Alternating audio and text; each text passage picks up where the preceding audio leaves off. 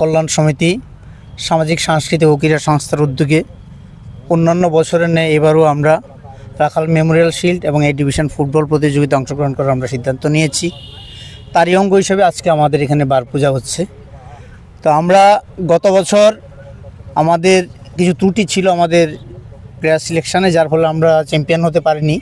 তো এবার আমরা খুব শক্তিশালী টিম তৈরি করেছি এবং আশা করি এবার আমরা চ্যাম্পিয়ন হবই। সেই লক্ষ্যে আমরা আমাদের প্লেয়ারদেরকে আমরা সিলেকশন করেছি এবং আমরা আমাদের আগামী যে ফুটবল প্রতিযোগিতা আসছে এতে আমাদের ক্লাব সাফল্যের সঙ্গে চ্যাম্পিয়ন হয়ে যাবে, এটা আমরা প্রত্যাশা রাখছি। দল কিরকম তৈরি হয়েছে? হ্যাঁ, খুব শক্তিশালী দল আমাদের তৈরি হয়েছে। রাজ্যের কতজন, বহির্রাজ্যের কতজন রয়েছে? আমাদের রাজ্যের আছে 6 জন, না 6 জন, বহির্রাজ্যের? আর বহির্রাজ্যের আছে 14 জন।